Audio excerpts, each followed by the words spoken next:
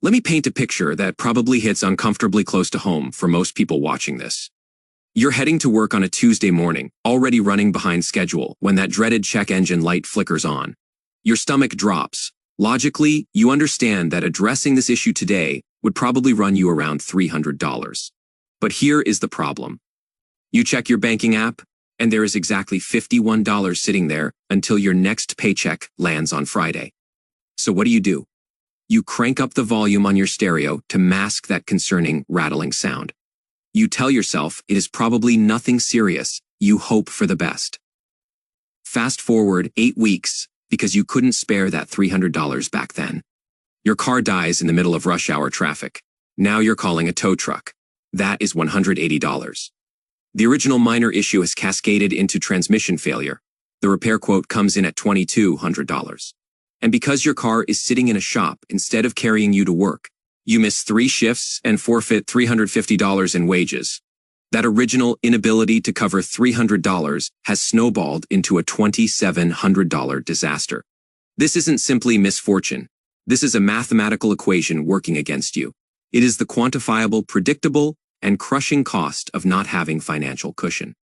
I'm Leo, and I spend an unreasonable amount of time dissecting the invisible mechanics of money and the hidden formulas that trap people on the financial treadmill. If you're someone grinding harder every single year but watching your savings account stay frustratingly flat, or if you feel like one unexpected expense could derail your entire financial year, smash that subscribe button and drop a like if this resonates with you. Because today we're not discussing stocks or cryptocurrency or get-rich-quick schemes. We're examining something far more sinister. We're exploring why being broke is actually the most expensive condition you can have. Here is what mainstream financial advice consistently gets wrong. They preach that wealth stems from discipline and poverty results from poor choices.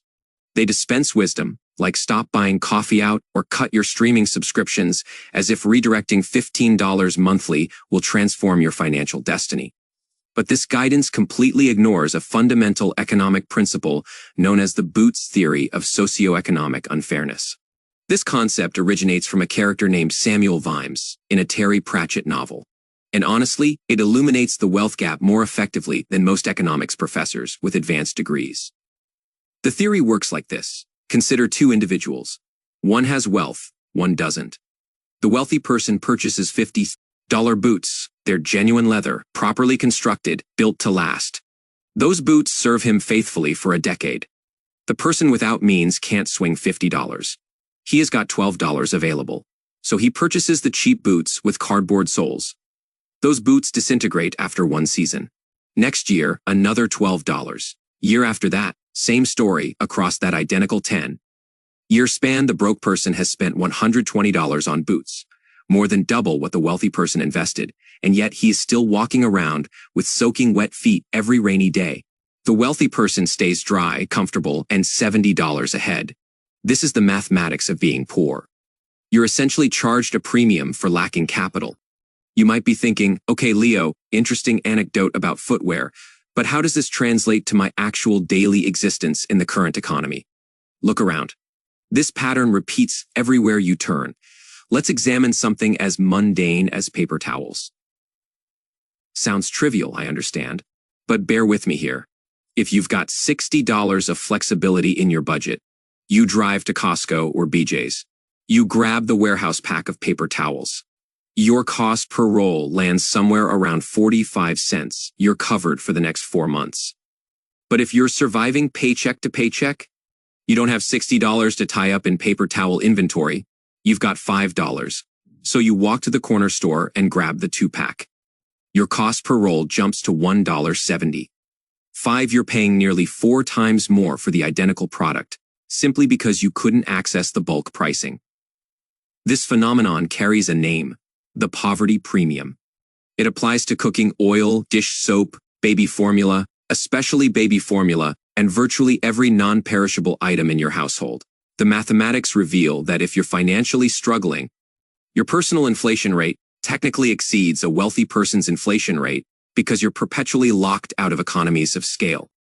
But the situation grows considerably darker beyond just household goods. Let's examine the banking system. This is where I become genuinely irritated, because the architecture is specifically engineered to penalize you for struggling.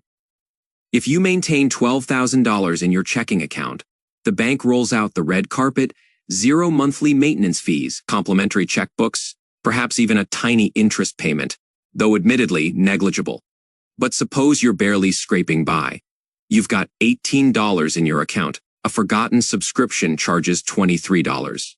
You're now negative $5. Does the bank respond with understanding? Does someone say, "Hey, looks like you're navigating a difficult stretch. We've got you covered"? Absolutely not. They slam you with a $35 overdraft penalty. Calculate the effective annual percentage rate on that transaction. You essentially borrowed $5 for 24 hours and it cost you $35. That translates to an interest rate exceeding 700%. If a street corner lender operated that way, they'd face prosecution when a financial institution does it. It is simply standard operating procedure. Last year alone, banks collected billions in overdraft penalties, extracted almost exclusively from individuals with less than $1,000 to their names. The wealthy earn interest, the struggling pay interest. It is a wealth transfer from the bottom tier to the top tier camouflaged as service charges. And look, I anticipate the objection. You're going to say, well, just don't spend money you don't have. Theoretically, absolutely. You're correct. But human psychology plays an enormous role here that we can't dismiss. There is a documented phenomenon called scarcity mindset. Research demonstrates that when you're genuinely anxious about finances, when you're uncertain how you'll cover rent next week, your effective IQ temporarily decreases by approximately 14 points. That is equivalent to functioning on 0 sleep. Your brain becomes so overwhelmed with immediate survival concerns that you physically lose the capacity to make thoughtful, long-range decisions. This explains why people in financial distress often make choices that appear foolish to outside observers. They accept the payday loan with 400% interest. They purchase scratch, off tickets. They grab fast food instead of preparing meals at home. It is not because they lack intelligence. It is because their mental processing power is completely consumed just navigating each day's survival. It encompasses the mathematics of mental bandwidth. The wealthy person doesn't merely save $50 on boots.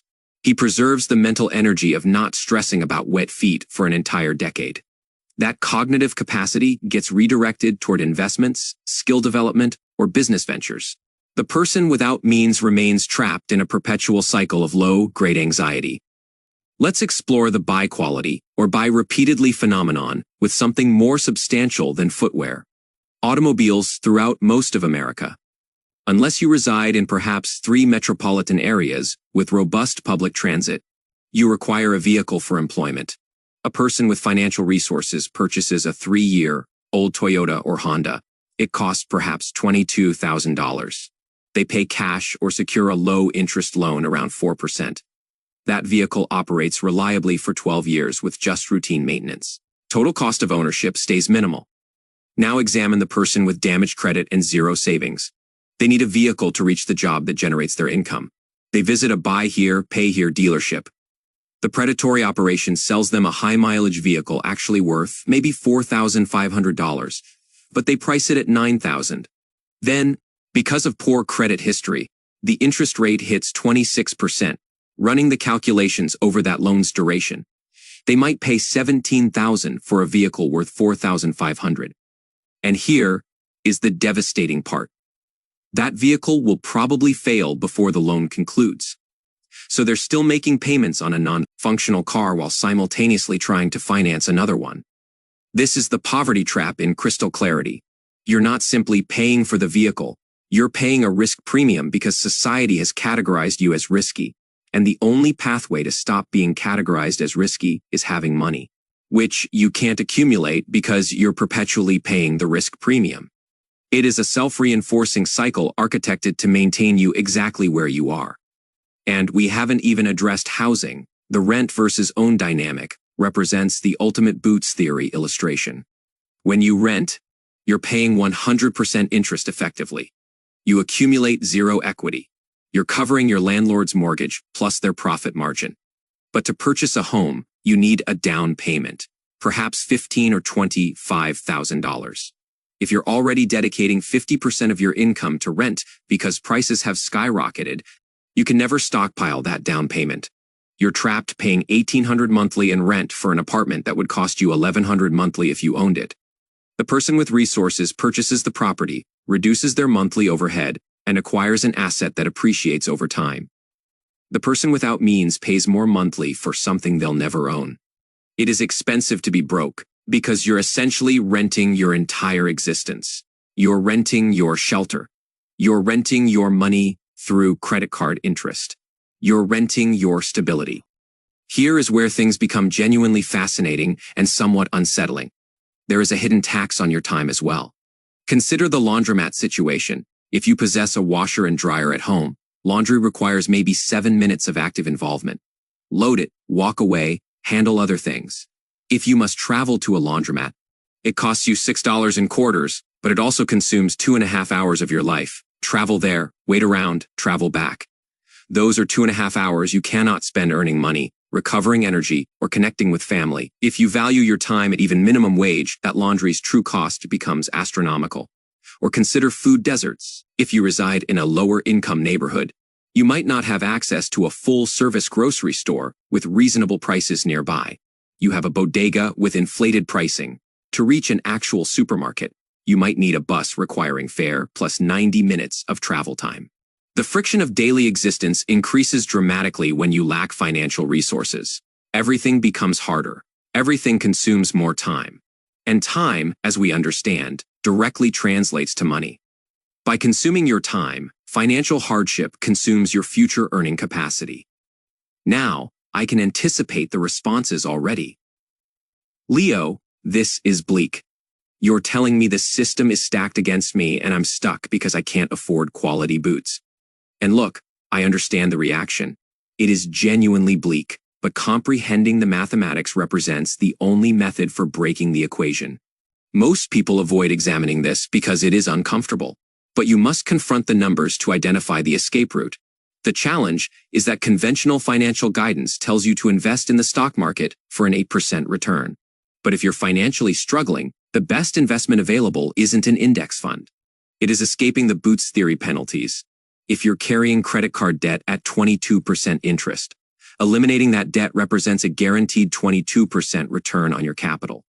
No professional investor on the planet can guarantee you that. If you purchase a reliable kitchen appliance for $60, so you stop replacing the $15 version annually, that represents return on investment.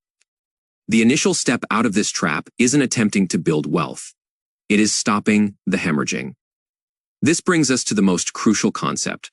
The only method to break the cycle of purchasing cheap boots is to artificially create a period where you don't purchase any boots at all, allowing you to save for the quality ones. This is why the emergency fund, that first $1,000, isn't merely boring standard advice. It is the weapon that dismantles the poverty premium. When you have $1,000 accessible, a flat tire becomes an irritation, not a financial catastrophe forcing you toward a predatory loan. That $1,000 allows you to raise your insurance deductible, which reduces your monthly premium. Notice what happened there. Having money saved actually decreased your monthly expenses. That $1,000 allows you to purchase bulk household items. It allows you to address the minor leak before it becomes a major water damage situation. That initial chunk of liquidity represents the most difficult money you'll ever save. But it is simultaneously the most powerful. You have to start evaluating purchases not simply as spending, but as solving problems permanently. When you finally have a small amount of cash, the temptation is to reward yourself because you've been depriving yourself for so long. That is the psychological trap. You purchase a nice meal or a new piece of clothing because you want to feel normal momentarily. But if you redirect that cash toward quality work boots or reliable tires or the dental appointment to address the cavity before it requires a root canal, you're effectively purchasing your future freedom. You're paying off the poor tax so you never have to pay it again. It requires a mental shift from "can I handle this monthly payment" to "what is the total cost of ownership?" The salesperson wants you focused on the monthly payment because that obscures the true cost. You need to focus on lifetime value. Here is what most people don't recognize. The system depends on your ignorance of these mechanics. Corporations budget for your late fees. They forecast your overdrafts. They count on you purchasing disposable products repeatedly instead of the durable option that lasts years. When you start making decisions informed by the boots theory, you become a disappointing customer for them, but an excellent financial manager for your own life. You have to develop frustration at the math. Channel that energy. Every time you encounter a late fee, every time you see a convenience charge, let that frustration fuel you to build that buffer. You're waging a war against financial entropy, and your ammunition is liquidity. So what is the concrete action step? It is not glamorous. It is not invest in cryptocurrency. It is this. Audit your life for vampire costs caused by lacking resources. Identify where you're bleeding money simply because you don't have money. Are you paying private mortgage insurance? Are you paying excessive interest on a vehicle? Are you purchasing individual portions of household goods? Identify the largest leak, then ruthlessly eliminate everything else, and I mean everything, until you've accumulated the cash to plug that specific leak. If you need $600 to repair your car so it stops consuming oil, selling unused items or doing delivery driving for a weekend isn't merely earning extra cash. It is a strategic strike against a future expense. You're purchasing your way out of the trap one pair of boots at a time. This journey is fundamentally unfair. I won't pretend it is an equal playing field. It requires 10 times the effort to progress from 0 to 10,000 as it does from 10,000 to 100,000. The resistance is strongest at the beginning. But once you comprehend that being broke represents a mathematical penalty, you can stop blaming yourself for being bad with money and start attacking the penalties themselves. You stop playing their game and start playing yours. You buy the boots that last. You buy the freedom to decline the predatory loan, and eventually you walk directly out of the hole. If this video ignited something in you, if you recognized you've been paying the poverty premium without realizing it, do me a favor and share this with someone who needs to hear it.